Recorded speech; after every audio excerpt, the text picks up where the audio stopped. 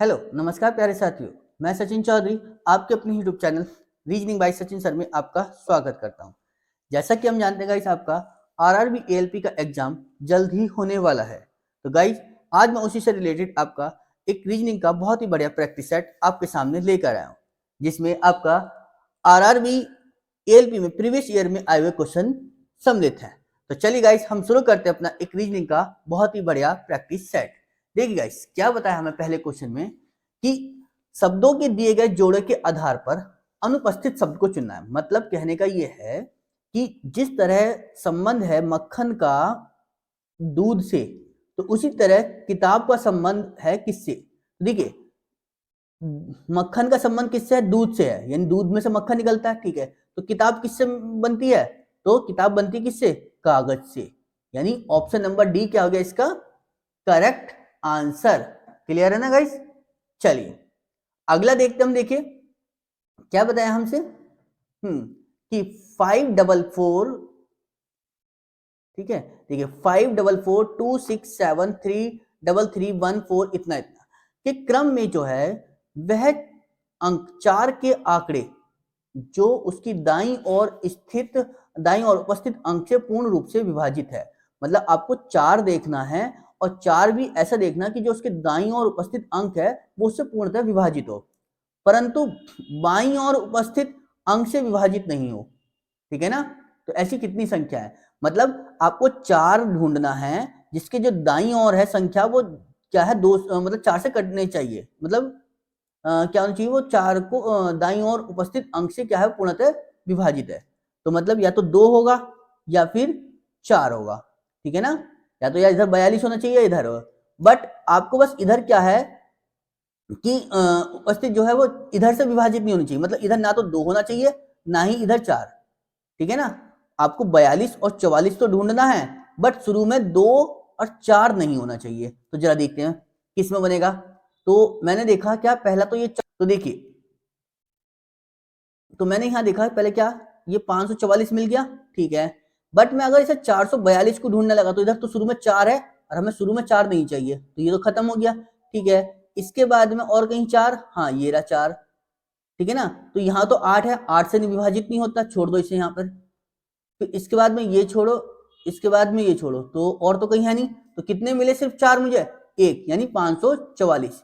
यानी option number एक क्या हो गया इसका करेक्ट आंसर। यानी सिर्फ ऐसे 4 सिर्फ एक ही हैं जो आपके दाईं ओर जो अंक से विभाजित है, बट बाईं ओर अंक से वो विभाजित नहीं है। तो सिर्फ और सिर्फ कितने 4 हैं? ऐसे एक ही 4 है, और वो भी कौन सा नंबर है? 544 वाला। ठीक है ना? क्योंकि यहाँ 4 से तो कट जाएगा, बट बाईं ओर से तो नहीं कट रहा। ठीक है, यानी कितना मिले? सिर्फ अंक, एक अंक मिला। क्लियर है? चलिए अगला देखते हम। देखिए क्या बताया हमसे कि उस चित्र का चयन करना है, ठीक है ना, जो निम्न सीरीज से संबंधित नहीं है। मतलब जो इससे संबंधित नहीं है। तो जरा देखिए कौन सा है हमारे पास। देखिए गाइस, हमारे पास क्या, इसमें एक लाइन, इसमें 2 लाइन, इसमें 3 लाइन और इसमें 4 लाइन। तो जरा देखते हैं, इसमें 1, इसमें 2, फिर 3 और फिर 4। ठीक है, फिर 1 2 3 4, यानी ये तो सब इसी से बन रहा है। तो इसमें से देखिए कौन सी चीज अलग हो सकती है। हाँ, इसमें देखा गाइस मैंने क्या कि ये 1, यहाँ भी 2 और यहाँ भी 2, जबकि यहाँ पे तो 3 होनी चाहिए थी, क्योंकि 3 के सामने क्या है, 4 है, तो यहाँ तो 2 ही है। तो कौन सा ऑप्शन बन गया? Option number B. और बी किसमें दिया है? ऑप्शन सी में। ठीक है ना गाइस? यानी ऑप्शन नंबर सी क्या हो गया इसका करेक्ट आंसर, जो कि किसको, बी को बता रहा है। क्लियर है ना? चलिए अगला देखते हम। देखिए देखिए गाइस, क्या बताया हमसे अगला क्वेश्चन में कि यदि दी गई श्रृंखला के जो है आधे आधे भाग को उलटा कर दिया जाए, तो दाईं ओर से 90 पद के बाईं ओर 5वां पद कौन सा होगा। तो देखिए, मतलब आधे भाग को पलटना है, तो आधे भाग को कौन सा है, वो भी कौन सा, दी गई श्रृंखला के दूसरे आधे भाग को, दूसरा आधा भाग जो है इधर का होगा। तो जरा देखिए कितने हमारे पास टोटल टर्म, 2 2 4 2 6 2 8 10 12 14 16 18 2 20 है। 20 है तो 10 10 का पेयर बनाए। तो जरा देखिए 10 का पेयर कहाँ बना, 2 4 6 8 और 10, यानी मतलब हमारा ये वाला टर्म है, मतलब इसको पलटना है। ठीक है ना? यानी इसको जो हमें कहां से लिखना होगा, परसेंटेज से लिख दो, परसेंटेज DFQ ऐसे करके लिखना है। क्लियर है ना? चलिए इसे हम लिख देते हैं, और ये 1@TZJ और U ये ऐसा पलट जाएगा, और शुरू वाली में कोई चेंजिंग नहीं। तो वो कह रहा है कि दाएं से 90 पद के बाईं और 5वां पद। तो देखिए गाइस, दाईं ओर से चलेंगे 9वां पद ये हो गया, के बाईं और 5वां पद, तो इसके 5 और आगे को आ जाओ, तो कितने हो गए, 9 5 14, यानी दाईं ओर से 14वां टर्म ढूंढना होगा। तो दाईं ओर से 10 तो ये थे ही पहले, 4 टर्म और ढूंढ लो, तो 2 और 2 4, यानी क्या मिल गया मुझे, 6, यानी ऑप्शन नंबर सी क्या हो गया इसका करेक्ट आंसर। क्लियर है ना? तो इसके लिए बदलने की भी जरूरत नहीं थी आपको। ठीक है समझ में आया? चलिए अगला देखते हम, देखिए अपना क्या बताया हमसे कि नीचे दिए गए नीचे के आंकड़ों में वह विकल्प चुने जो वर्गों की संख्या का प्रतिनिधित्व करता है। ठीक है ना? तो देखिए क्या है, इसमें कितने वर्ग हैं हमसे भी पूछा गया। तो देखिए गाइस, हमने देखा सबसे पहले वर्गों के लिए देखा कि यहाँ पे 1 2 3 4 कितने कॉलम हो गए, 4। अब फिर रो देखी, रो कितनी है इसमें, 2 3 4, यानी रो और कॉलम क्या है, बराबर है। और जब रो और कॉलम बराबर होते हैं तो तब हम क्या करते हैं कि इनको लिख लेते हैं स्क्वायर के साथ। एक का स्क्वायर बताया हमसे यहाँ पर कि 1 का स्क्वायर, 2 का स्क्वायर, 3 का स्क्वायर और 4 का स्क्वायर। जरा करिए इनके स्क्वायर, क्यों, क्योंकि रो और कॉलम क्या थे, बराबर थे। जब बराबर है तो बस कर लो ना। 1 का स्क्वायर 1, 2 का 4, 3 का 9 और 4 का 16, तो कितना हो गया गाइस, 16 और 9 25 और 4 29 और 1 30, तो कितना आ गया 30, यानी ऑप्शन नंबर ए क्या हो गया इसका करेक्ट आंसर। चलिए गाइस अगला क्वेश्चन देखते हैं। देखिए क्या गया हमसे, एक वक्तव्य दिया है और उसके आधार पर निष्कर्ष निकालने हैं। तो देखिए क्या बताया वक्तव्य में हमसे पहले कि सारे फल क्या है, पेड़ हैं। तो सारे फल क्या है, पेड़ हैं। ठीक है, उसका कह रहा है कि कुछ पेड़ पक्षी हैं, कुछ पेड़ पक्षी हो गए। चलिए जी, तो हमसे पूछा निष्कर्ष, तो निष्कर्ष में क्या पूछा है कि कुछ पक्षी पेड़ हैं, कुछ पक्षी पेड़ हैं, कुछ पक्षी पेड़ हैं, हाँ ये वाला है इतना हिस्सा, तो पहला निष्कर्ष तो सही हो गया। ठीक, दूसरा कह रहा है कुछ पेड़ फल हैं, कुछ पेड़ फल, हाँ बाहर से अंदर की ओर आते हुए कुछ चलता है, तो यानी ये भी सही हो गया। तो क्या हो गया, दोनों सही हो गए। तो दोनों सही हो गए तो कौन सा हो गया, यानी ऑप्शन नंबर सी, यानी 1 और 2 दोनों अनुसरण करते हैं। क्लियर है ना? चलिए अगला देखते हैं हम। देखिए क्या बताया हमसे,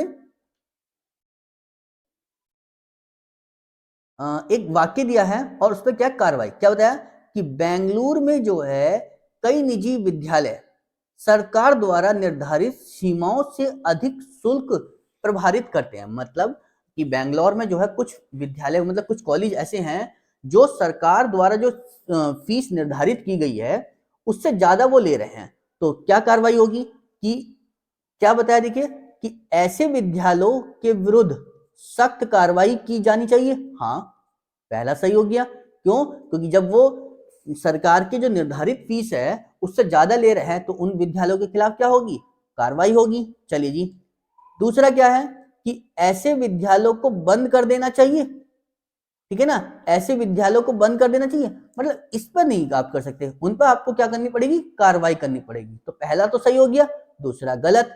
ठीक है ना, तो कौन सा सही हो गया, ओनली फर्स्ट, यानी केवल एक सही है। क्लियर है गाइस? चलिए अगला देखते हम। देखिए क्या बताया हमसे कि उस विकल्प का चयन करना है जो दिए गए चित्र में वर्गों की संख्या का प्रतिनिधित्व करता है।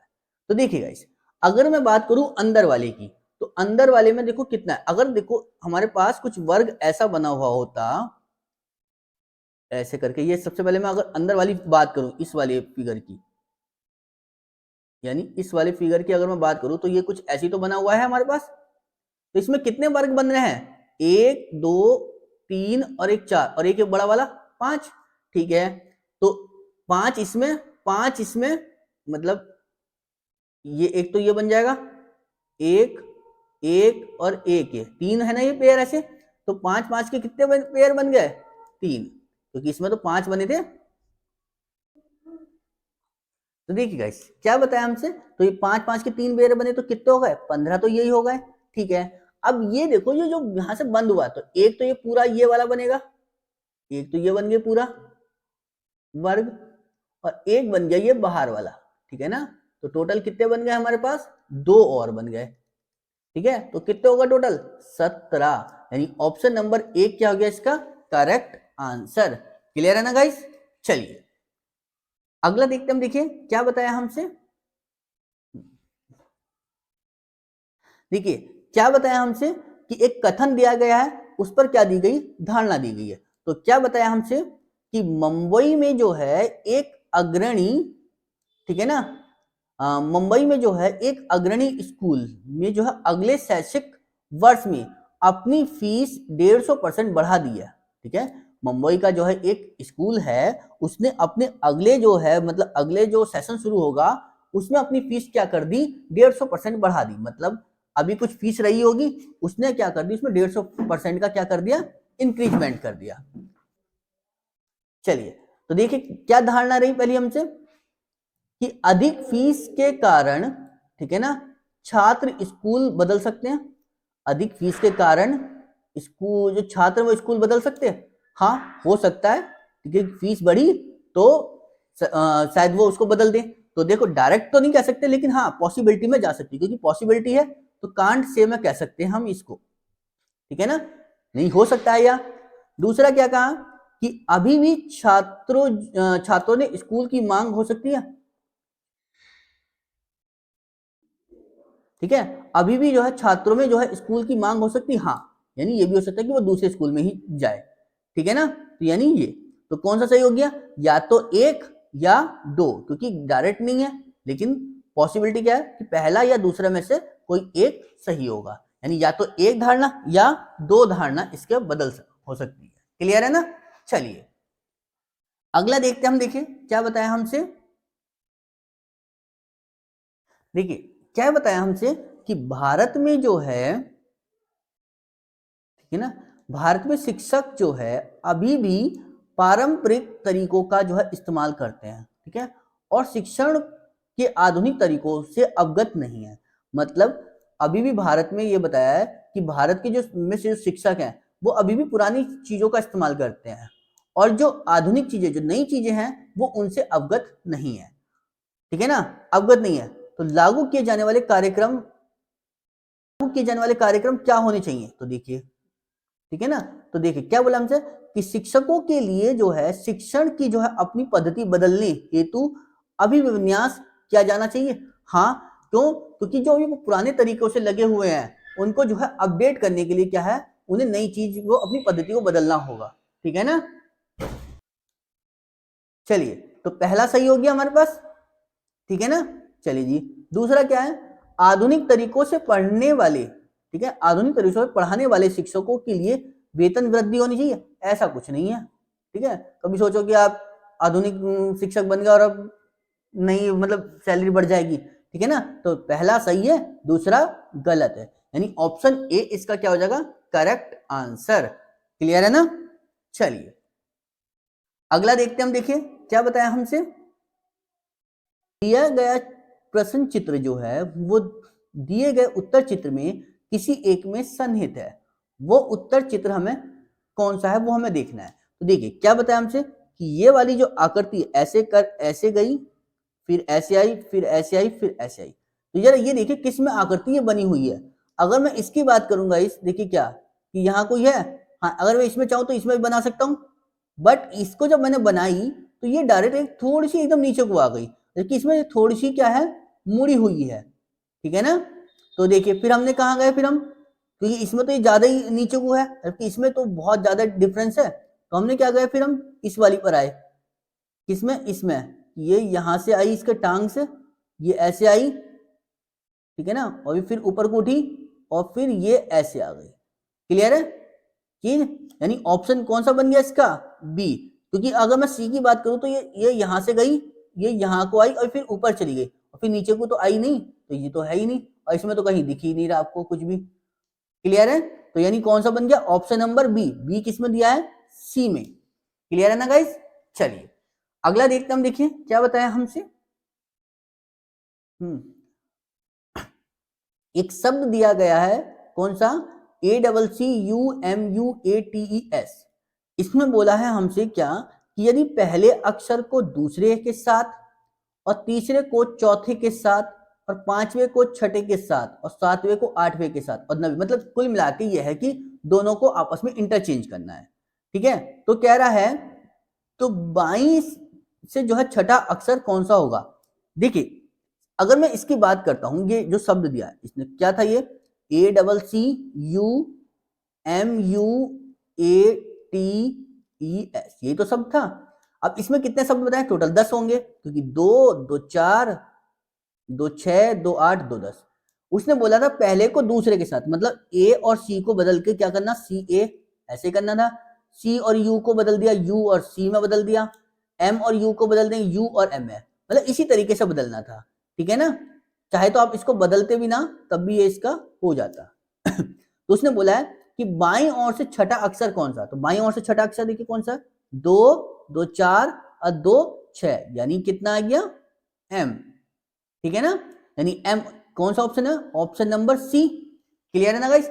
या इसको हम देखो, ये जो हमने नीचे सब बदला, इसको चाहे और ना बदलते ना तब भी हम ऊपर वाले से बदल सकते थे। कैसे, उसने पूछा था बाईं ओर से छठा अक्षर, और छठा अक्षर किससे बदला था, पांचवे को बदला था छठे से। तो कुल मिलाकर जो पांचवा अक्षर होगा वो छठे में बदल गया होगा। तो देखिए 2 और 2 4 और 2 6, यानी इन दोनों को आपस में चेंज करेंगे ना तो यू और एम हो जाएगा। तो ये छठा अक्षर तो यही आएगा, एम। ठीक है ना, तो इसको भी हम डायरेक्ट कर सकते थे। यानी कौन सा ऑप्शन बन गया इसमें, ऑप्शन नंबर सी क्या हो गया इसका करेक्ट आंसर। क्लियर है ना। चलिए अगला देखते हम, देखिए क्या बताया हमसे कि एक कथन दिया गया है और उस पर आधार पर जो है, मतलब ये देखिए क्या बोला हमसे कि, मतलब देखिए क्या, कि दिए गए प्रश्नों पर जो है विचार करें, ठीक है, और निर्णय लें कि जो प्रश्न का जो उत्तर देने के लिए निम्नलिखित में से कौन सा कथन पर्याप्त है। मतलब ये जो आपको प्रश्न दिया गया है इस पर देखना कि कौन सा कथन इसके लिए सही हो सकता है। तो देखिए क्या बताया हमसे कि क्या महिलाएं जो है पुरुषों से भावात्मक रूप से मजबूत होती हैं। मतलब जो महिलाओं के अंदर जो एक भावात्मक मतलब इमोशंस होते हैं वो पुरुषों से ज्यादा होते हैं। ठीक है ना, तो क्या बताया हमसे कि महिलाएं सोचती हैं कि पुरुषों की सोच जो है वो किसी समस्या को बदल नहीं सकती। ठीक है, महिलाएं सोच रही हैं कि पुरुषों की जो सोच है वो किसी समस्या को नहीं बदल सकती। ऐसा तो नहीं है, क्योंकि वो बात भावात्मक की कर रहा है। ठीक है ना, भावनात्मक की, मतलब ताकि उनके इमोशंस बढ़े, यहाँ तो उसकी सोच को ही बदल दिया। ठीक है, पहला तो गलत हो गया, समझ आएगी। क्लियर है। चलिए दूसरा कह रहा है कि सभी मामलों में महिलाएं पुरुषों के बराबर होती हैं। सभी मामलों में नहीं, सभी आते ही गलत हो गया, तो यानी ये भी गलत। तो कौन सा ऑप्शन बना, ना तो पहला ना दूसरा, यानी ऑप्शन कौन सा बना, न तो एक न दो, नाइदर एक और नाइदर दो। ठीक है ना, इन दोनों में से कोई सा भी जो है वो उसको सेटिस्फाई नहीं कर रहा। क्लियर है ना गाइस। चलिए हम अपना अगला क्वेश्चन देखते हैं। देखिए क्या बताया हमसे कि उस विकल्प का चयन करना है जो निम्न सीरीज के आगे आएगा। ठीक है ना, यानी इससे आगे, मतलब यहां से इससे ये बनी, इससे ये बनी, इससे ये और उसके बाद ये। देखिए हमें एक चीज यहां समझ में आई क्या, ये सफेद ये ब्लैक, ये सफेद ये ब्लैक, तो अगला सफेद आएगा। बस इंपॉर्टेंट है ये, इसको घुमा के देखिए, पहले आकृति ऐसे थी, ठीक है ना, अगली बार आकृति कैसे हो गई है, ऐसे, उसके बाद आकृति हो गई है ऐसे। ठीक है ना, इसके बाद आकृति कैसे हो गई है, ऐसे। तो अगली बार आकृति कैसे जाएगी, नीचे को। नीचे को आकृति इसमें देखो किस में बनी हो, और वो भी सफेद के साथ चाहिए, तो सफेद के साथ आकृति यही है, ऑप्शन। चलिए गाइस, मतलब फिगर सी क्या हो गया इसका करेक्ट आंसर, और फिगर सी किस में दी है, फिगर बी, मतलब ऑप्शन बी में दी है। क्लियर है ना। चलिए चलिए क्या बताया हमसे कि COULD को क्या लिखा, BNKTC। तो हमसे पूछा है MOULD को पूछा है कि क्या लिखेंगे। तो जरा देखते हैं हम, देखिए क्या है हमारे पास COULD। ठीक है ना, को क्या लिख दिया मैंने, बी एन टी के और सी, ये तो लिखा है। तो हमसे पूछा गया है कि M O U L D को पूछा कि क्या। तो जरा देखिए हम कैसे करेंगे हमसे, कि सी से बी -1 करा, ठीक है, ओ से एन -1 करा, यू से टी -1, एल से के -1 और डी से सी -1। क्लियर है ना गाइस? तो यानी सब में -1 हुआ, तो यहां भी आपको -1 कर लो। तो एम से -1 करोगे तो कितना आएगा, एल, ओ से -1 करोगे तो कितना आएगा, एन, और यू से -1 करोगे तो कितना आएगा, टी, और एल से जब -1 करोगे तो कितना आएगा, के, और डी से जब -1 करोगे तो कितना आएगा, सी। तो क्या आ गया मेरे पास, एल एन टी के सी, एल एन टी के सी, यानी ऑप्शन कौन सा मिल गया मुझे गाइस, सी जो है इसका ऑप्शन क्या हो गया, करेक्ट हो गया। और देखिए देखिए दोनों में ही थोड़ा सा ही चेंज है, कभी आप जल्दबाजी में ऊपर वाला लगा दो, बस इसलिए ध्यान रखना थोड़ा सा, क्योंकि क्वेश्चन आसान होते हैं, जल्दबाजी में गलत ना हो जाए बस। क्लियर है? चलिए अगला देखते हम, देखिए क्या बताया हमसे।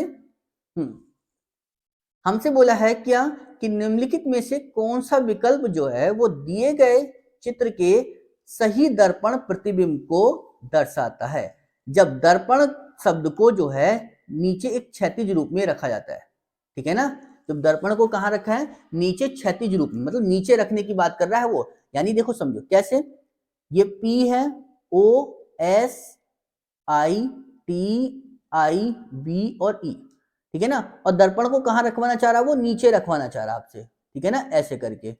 तब आपसे पूछना चाह रहा है कि क्या इसका शब्द लिखो, तो P को तो हम पलट देंगे, ऐसे बन जाएगा, O पे कोई फर्क नहीं, S कैसे बन जाएगा, ऐसे, ठीक है, I पे कोई फर्क नहीं, T पे फर्क क्या हो जाएगा, ये ऐसे बन जाएगा, फिर I पे कोई फर्क नहीं, V पे कैसा फर्क पड़ेगा, E ऐसे, और E पे भी कोई फर्क नहीं। तो जरा देखिए किस में बनेगा, यानी P को तो आपको बस क्या करना है, थोड़ा सा ऊपर से बस नीचे करना है उसके, ठीक है ना। तो जरा देखिए किस में है, यहां तो ई से शुरू खत्म, यहां भी ई से शुरू खत्म, यहां भी ई से शुरू खत्म।